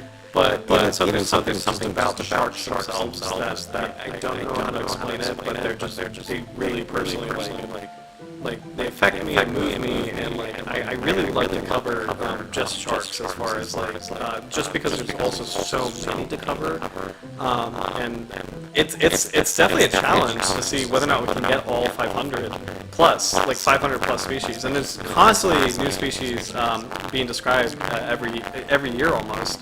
So for this channel, I think we're just going to do sharks for the actual live streams, but inadvertently, we do kind of talk about the rays, guitarfish, and other chondrichthyans. So they're available. And actually, if there's a ray or guitarfish you want to check out, please feel free to leave a comment, and we can kind of like take a peek at it because it'll be kind of cool. But for the actual episodes, we'll just be focusing on shark species. Partially because, like, I just love them, and, I like this is, like, I think all of Dr. Jaws has been kind of, like, like a shark-focused channel for the most part. Although, later this year, I kind of want to start uploading, like, I'm going through, I have a lot of, like, GoPro footage, like, not scuba, like, snorkeling footage, and I do want to kind of go through that and kind of do a highlight reel. So I might start uploading kind of like Chesapeake Bay snorkeling footage, because there's not a lot of it on YouTube, and I've caught some cool things, including rays. I've actually caught some cow-nose rays, but I want to make it a nice presentation that's kind of smooth and clean, so that takes some time to make. But so I'll be putting that on the channel at some point. But for right now, I think for these live streams, just sharks. That was a really long-winded explanation, but. I think we'll just stick with sharks for the live streams, especially since there's just so many of them. Yeah. So, but great question though, because we do because I think so far in the stream we've hit a couple of rays, a couple guitarfish, and the big one that's been a fun surprise is fossil sharks. We've actually inadvertently hit a couple of fossil sharks, like. A little bit of the megalodon, a little bit of Carcharhinus anguostidens, which is kind of like it is a megatooth shark of some type, but it's not a meg. It's a different kind of megatooth shark. We've talked about fossil makos, the hemipristis, fossil angel sharks, some really beautiful fossil species. So, but let's see, slow life history traits of a neuritic predator, the bronze whaler. This is from Michael Drew, Paul Rogers, and Charlie Houveniers. So let's see. Intraspecies plasticity in the life history characteristics of sharks leads to the need for regional estimates to accurately determine resilience to anthropogenic effects. And so that's a fancy way of saying human impact. Like how can we project human impact? So. The present study provides the first length at age, growth, and maturity estimates for the bronze whaler from southern Australia. Age estimates were obtained from the vertebral sections of 466 individuals spanning 50 to 330 centimeters in length. So this is actually kind of interesting. You can tell there is a belief that, or not a belief, sorry. There is a method of aging sharks where you can actually look at their individual vertebrae and see rings on it, and you kind of count the rings like you count the rings on a tree, and you can actually guess the age of a shark species based on the number of rings it has. So it sounds really cool, and for some species it's kind of accurate, but this method of aging has relatively recently, like maybe in the past 10-ish years, it's kind of come under scrutiny where it's like, oh, is that actually really accurate? Do sharks deposit growth rings annually, or do they actually do that maybe more often or less often than we thought? So just kind of like a little side tangent, like aging sharks by their vertebrae is an old technique that I think still mostly is valid, but it's under some scrutiny now. So maximum estimates of age for males and females are 25 and 31 years respectively. The 3-parameter logistic model for females and for males provided the best fit to the size at age data. Males matured at a similar age, but smaller size than females. So that's actually really cool. That's a direct example of the fact that most female sharks are bigger than male sharks.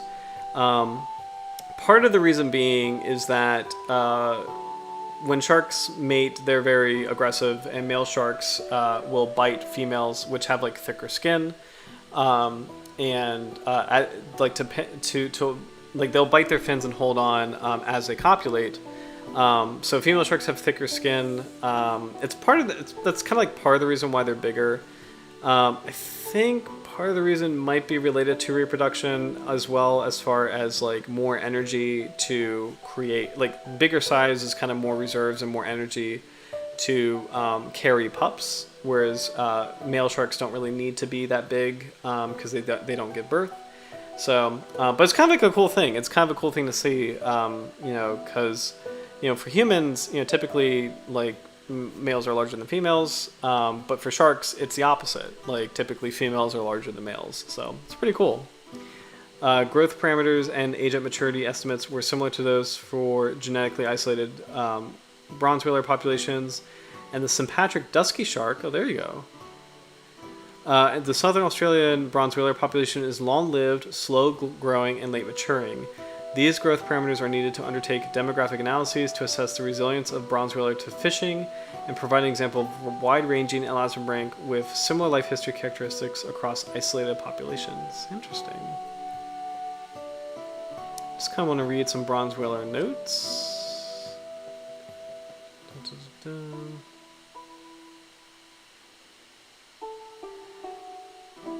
The same thing, although the bronze whaler is reported to occur in tropical waters, the species is mostly found in temperate and subtropical marine ecosystems.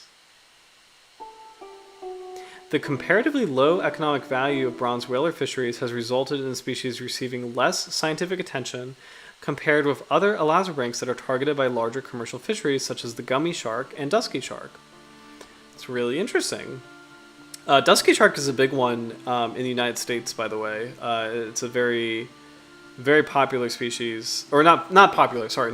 It's a very scientifically important species that does receive a lot of research attention. It's not a popular species. I feel like most people don't know what a dusky shark is, but scientifically, it's received a lot of research attention. So it's kind of cool to see that sentence. Let's see. Oh, excuse me. I think we might check out a couple more abstracts, and I think we might call it a night. Oh, this one was cool. The bronze whaler was barely mentioned, but I thought the title was interesting, so I did want to read it. Let me catch up on the comments. Okay, no new comments. Just want to double check that. This is really cool. From sea monsters to charismatic megafauna, changes in perception and use of large marine animals. This is from Carlotta Mazzoldi, Giovanni Bierzi, Christina Brito, Inez Cavalho, Elena Desidera. I apologize for not pronouncing if I'm getting any of these names wrong. Lara Andrizzi, Luis Freitas, Eva Giacomello, Jonas Jovos, Paolo Guidetti, Adriana Resurrecao, apologize if I got that wrong, Malcolm Toll, and Alison McDiarmid. Okay. Here we go. Marine megafauna has always elicited contrasting feelings. In the past, large marine animals were often depicted as fantastic, mythological creatures and dangerous monsters, while also arousing human curiosity. Marine megafauna marine megafauna has also, I can't speak. Marine megafauna has been a valuable resource to exploit, leading to the collapse of populations and local extinctions. In addition, some species have been perceived as competitors for fishers for marine resources and were often actively culled. That's really sad. That's so true. The worst one today, and I feel like this has calmed down a little bit, but it's this crap about cow-nose rays. Cow-nose rays were blamed for eating oysters in the Chesapeake Bay. And the reality is oyster populations have crashed because humans have overexploited oysters since the 1900s, and it's been just a collapsed population since, like, I don't know, like the 40s, 50s, maybe 60s. Oysters in the bay, not good. But recently there was this, like, really terrible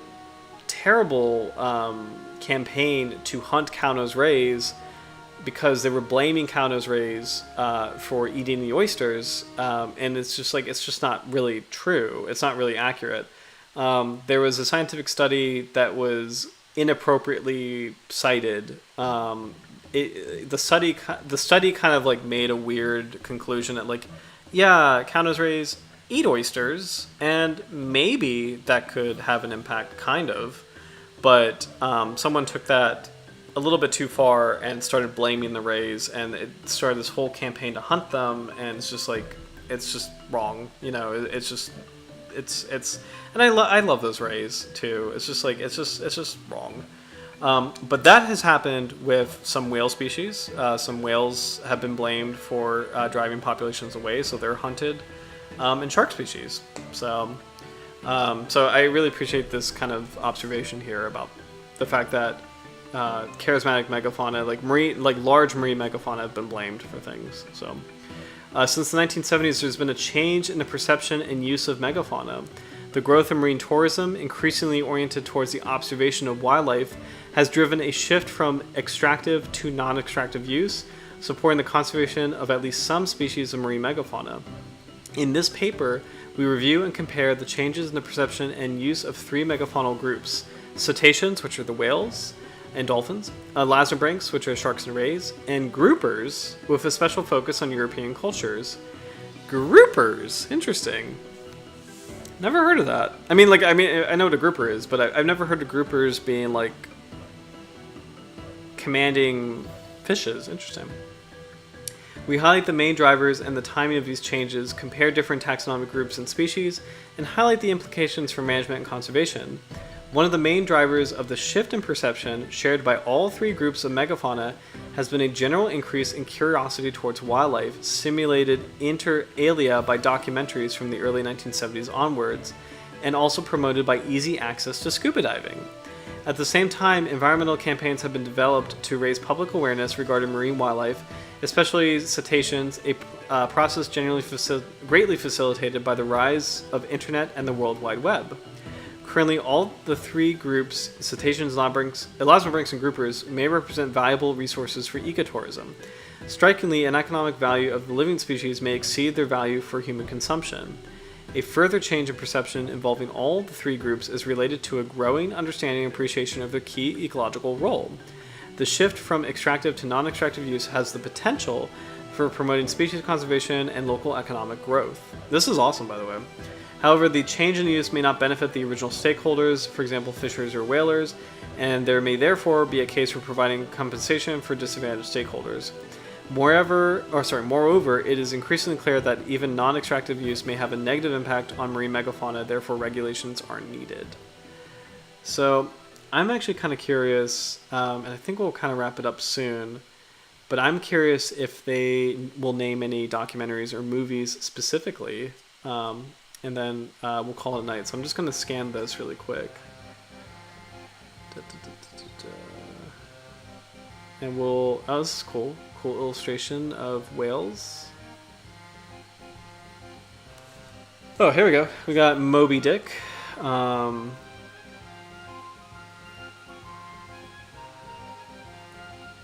Interesting. Moby Dick highlighting the freakish nature of the white whale and the need to understand and appreciate its role in the marine environment. Interesting.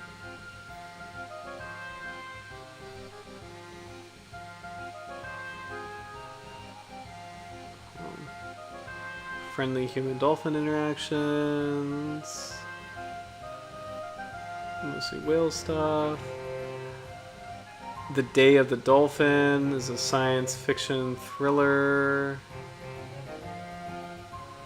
This is so cool.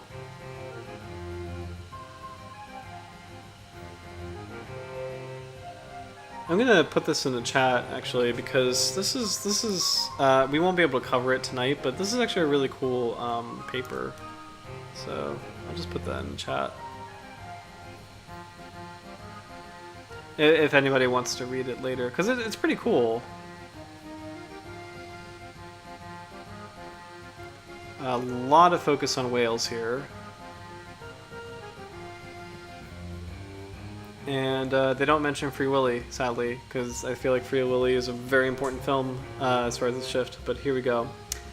Elasmobranchs, I definitely want to read this. Elasmobranchs, in particular sharks, have always been perceived as dangerous animals. Since ancient times, iconography and literature represented them as ferocious animals, man-eaters, and voracious predators. Even more recently, movies and cartoons offer a frightening representation of these species. It is worth recalling the well-known book Jaws, written by Peter Benchley in 1974, telling the story of attacks by a great white shark. The book was a great success, and based on it, a movie of the same title was released in 1975, $260 million total revenue. Since then, several movies with sharks as the main character have been produced. For example, Shark, Jaws 2, Deep Blue Sea, The Shallows, and The Meg, with the vast majority presenting sharks as monstrous and vengeful creatures. Even in old children's literature, sharks were commonly represented as savage beasts. For example, the terrible dogfish in the novel The Adventures of Pinocchio by Carlo Collodi in 1883. Nevertheless, a few recent movies and children's books display a remarkable reverse, depicting sharks as naive and sympathetic animals, especially when they refuse to keep eating fish. For example, Shark Tale, Nemo, that should be Finding Nemo, Surprising Sharks, Zig and Sharko. The fear of sharks is closely related to stories of shark attacks, the occurrence of which worldwide have always received great attention from the media. After the Second World War, the increase in bathing in marine areas led to more potential contact between people and sharks. At the same time, the increase in the use of mass media enabled the widespread distribution of information about shark attacks and the potential to influence public opinion regarding these animals.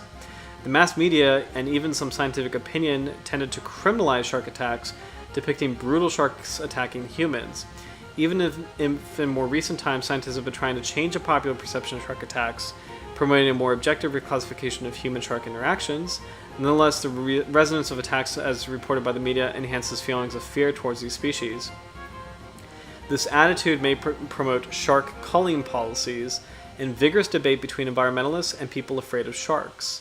An interesting case study is that of Australia. As more and more Australians engaged in water-related activities, shark attacks have increased, especially since the 1990s, from 6.5 attacks per year between 1990 and 1999 to 15 attacks per year between 2000 and 2009. Most of these attacks featured white, tiger, and bull shark. While in reality the risk of attack is very low, fear of sharks, especially the great white, has long been part of the Australian psyche. The increase in attacks has led to controversial calls for protective measures, including nets, baited drum lines, and culling. A recent survey carried out in Australia highlighted the public attitude towards sharks following a shark bite incidents is generally positive, with a preference for non-lethal policies against shark attacks. Moreover, most of the respondents believe incidents to be accidental and not intentional. Possibly related to the reputation as dangerous animals, sharks have often been prized as trophies by professional and recreational fishermen, and their capture has been subsidized by governments. For instance, between 1872 and 1909, the Austro-Hungarian government established a reward for the capture of white sharks in the Varner Gulf in the Adriatic Sea, where they were often seen or captured in the tonnerre, traditional tuna traps used in the bluefin tuna fishery. Wow. The reward was proportional to the size of the captured white shark, and in order to be paid, it was mandatory to bring the shark to the local maritime authority, open the belly, and check for the presence of human bodies. Therefore, the capture of the great white sharks was directly linked to the perceived dangerousness of the species. The change in perceptions of elasmobranch also concerns the scientific world. Several elasmobranch species constitute the apex predators in marine ecosystems. In late 19th and even early 20th centuries, zoologists considered them, at least in some areas, to be voracious predators, consuming huge quantities of marine organisms and acting as competitors for fishers. Yikes.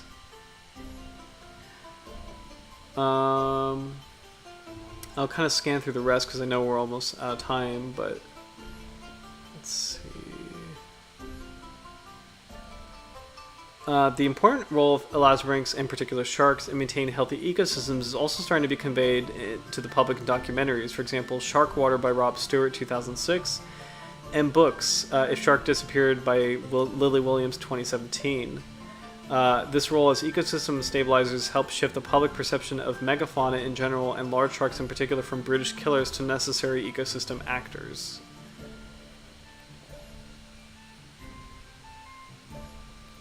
Okay.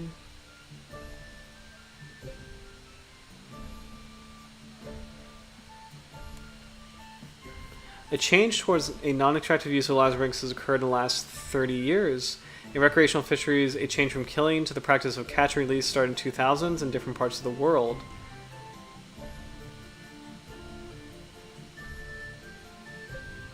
The large size, elegant, and powerful movements in the water, and in some cases even the ferocious appearance, have started to act as attractors, promoting a change in the use and value of these species. Since the 1990s, shark tourism, we will use the terms shark watching and shark tourism to refer to the activities of sharks, has grown exponentially. The shift in attitude towards sharks may be attributed to a number of factors, including diving magazine articles showing and describing their power and grace underwater, the development of appropriate viewing equipment such as shark cages and shark feeding programs. Gradually, sharks have become the holy grail of divers, attracting much of their attention. Today, the industry provides large economic return for some local communities and coastal societies. Gradually, articles, blogs, social media posts, videos, and photos unraveled the nice and fascinating side of sharks. They are complemented by documentaries Shark Water Revolution, The Shark is Still Working, Extinction Soup, aimed at educating the public and reversing the beast's image of sharks. It's really cool. Some global scale reviews have highlighted the geographical coverage of shark watching, described the species involved, and quantified the economic value of this tourism industry. Well, so this is pretty amazing. This is really robust.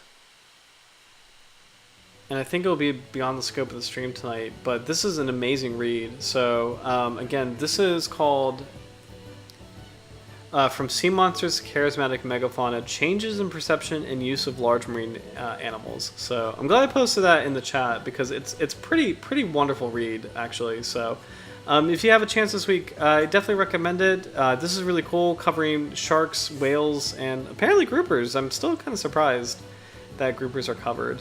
But yeah, that's really cool. So let me go back to some of Andy. Oh, perfect photograph to end on, actually. Oh, nope. Nope. Almost there. Almost there. I lost my mouse control. There we go. I had it. I love this one. I want this one. This one. Perfect. Okay. All right. Well, thank you guys so much for watching. Oh, thank you, Howard. I really appreciate that. Great live stream. Thank you. I really appreciate that. Especially since, like I'm not gonna lie. Like after the diving weekend,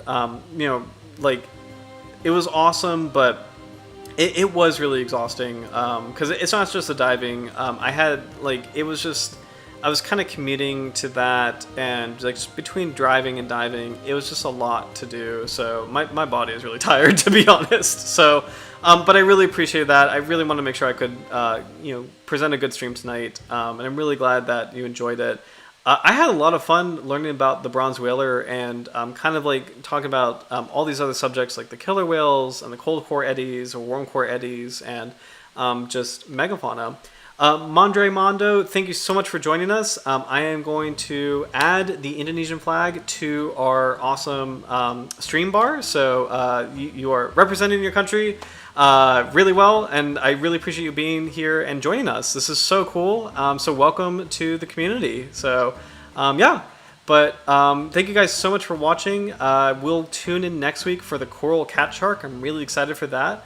And hope you guys have a great rest of your week, and I'll see you soon for coral cat shark. Take care, guys. Cheers. Have a good night. Bye.